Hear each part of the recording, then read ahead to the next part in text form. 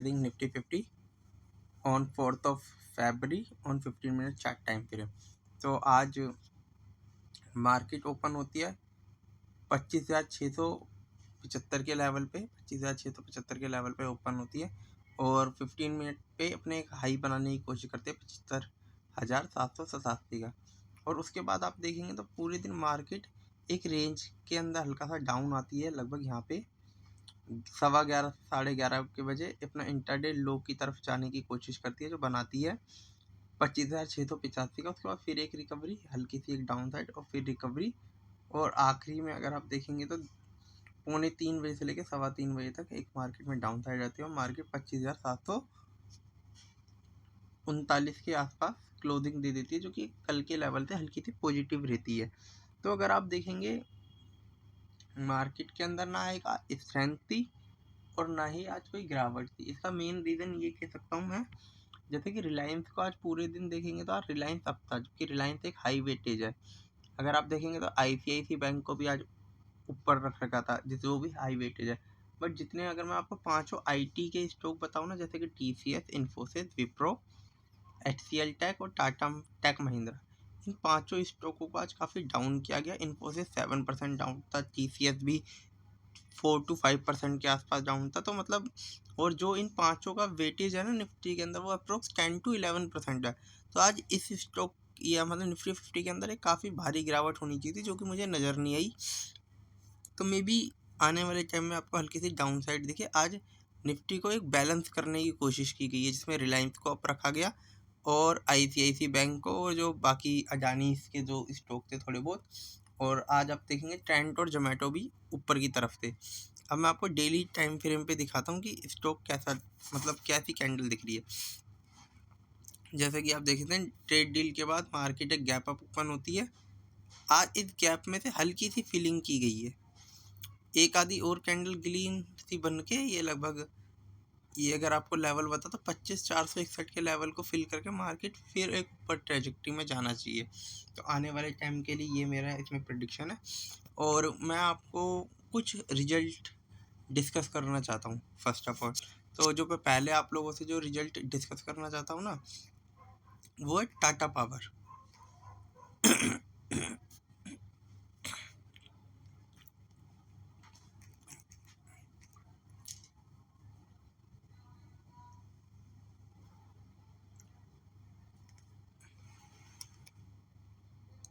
अगर आप टाटा पावर के रिजल्ट को देखेंगे तो इनका जो रेवेन्यू है वो Q और Y दोनों में डाउन है।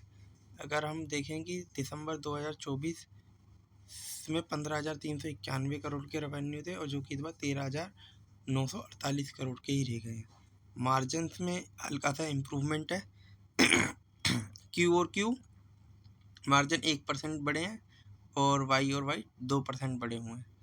और नेट प्रॉफिट की बात देखें, नेट प्रॉफिट Y के अंदर ओनली 6 करोड़ का इंक्रीमेंट है, बट अगर आप Q देखेंगे तो ये डाउन है।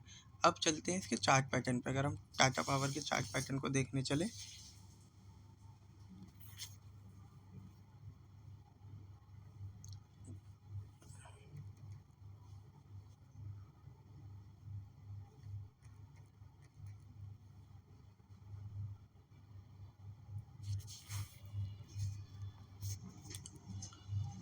अगर टाटा पावर के स्टॉक को देखें तो ये स्टॉक अपने हाई से लगभग गिरता हुआ है। इसका हाई यहाँ पे देखने को मिलता है 490-95 के लेवल से, और आज स्टॉक ही आपको उस वाले लेवल से काफ़ी अच्छे खासे डिस्काउंट पे अवेलेबल दिख सकता है।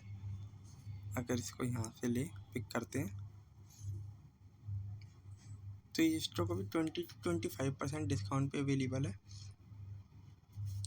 और एक डबल बॉटम टाइप का फॉर्मेशन बनाता हुआ यहाँ से स्टॉक रैली दे सकता है। तो इस स्टॉक को अपने रडार पे रखिए। रिजल्ट वीक है तो मे भी और डाउनफॉल आने की उम्मीद है। और जो अगला स्टॉक के रिजल्ट जो मैं आप लोगों से डिस्कस करना चाहता हूँ वो है ट्रेंड। ट्रेंड ने अपने क्वार्टरली रिजल्ट के अंदर मैसिव इम्प्रूवमेंट दिखाया है। अगर आप देखें कि जो इसके अंदर जो Y सेल ग्रोथ है वो काफ़ी इंटरेस्टिंग है। इस बार 15% की अप्रोक्स वाई और वाई इंक्रीमेंट हुई है, और जो कि 5,345 करोड़ का इन्होंने अपना सेल अनाउंस किया है। और अगर मैं आपको बताऊं, ऑपरेटिंग मार्जिन भी 20% है, जो कि हाईएस्ट एवर देखने को मिल रहे हैं। क्यू और वाई से अगर कंपेयर करें तो 20% के मार्जिन हैं, और highest ever quarterly profit announce किया जो कि 510 करोड़ का है।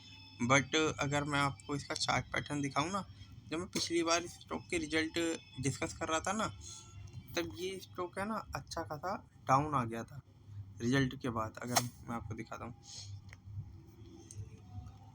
ये स्टॉक अपना 8,000 से ऊपर के लेवल पे था, आज 50% से के आसपास का डिस्काउंट दे रहा है ये। तो ये स्टॉक यहाँ से यहाँ तक है, ऑलमोस्ट 51% के डिस्काउंट पे।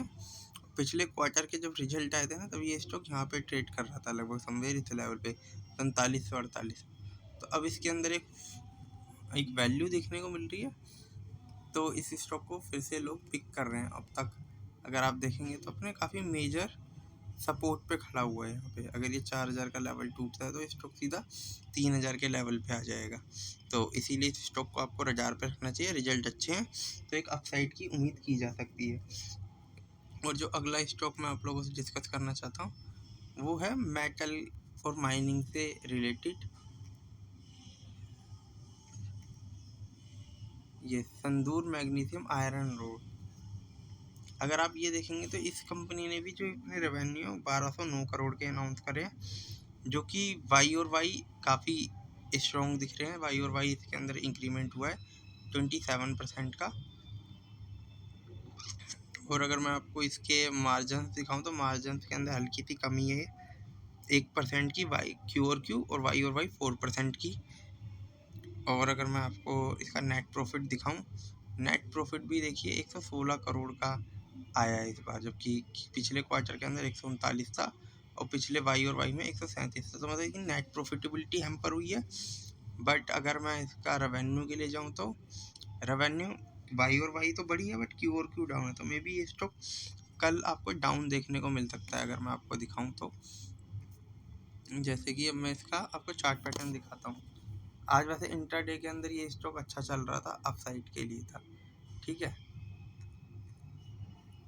आज ये स्टॉक अप था 3 से 3.5% ये स्टॉक अप था, मगर इस स्टॉक के अंदर एक मेरे को कुछ खास पॉजिटिविटी की उम्मीद नहीं देखने को मिलती है। तो मे भी ये हल्का सा और अप जाने के बाद यहाँ से एक डाउन साइड के लिए आ सकता है ये स्टॉक। तो इस स्टॉक को अपने रडार पे रख सकते हैं। अगर जैसे कि अगर आप देखें, जब मैं कल का एनालिसिस कर रहा था तो मैंने VBL के रिजल्ट अनाउंस हुए थे, उसके स्ट्रॉन्ग रिजल्ट होने के बाद भी डाउन था, ठीक है, क्योंकि क्यू पे वीकनेस थी। इसी तरीके से बजाज फाइनेंस भी था, जो कि आज हल्का सा डाउन देखने को मिला। तो इसीलिए मैं ये स्टॉक के रिजल्ट आप लोगों से डिस्कस करता हूँ। और जो भी मैंने आप लोगों से डिस्कस करा, चाहे निफ्टी 50 के अंदर या इन तीनों स्टॉक, किसी भी तरीके की बाइंग और सेलिंग रिकमेंडेशन नहीं है। मेरे चैनल को लाइक करें, सब्सक्राइब करें। Sanam trading. Thank you, bye.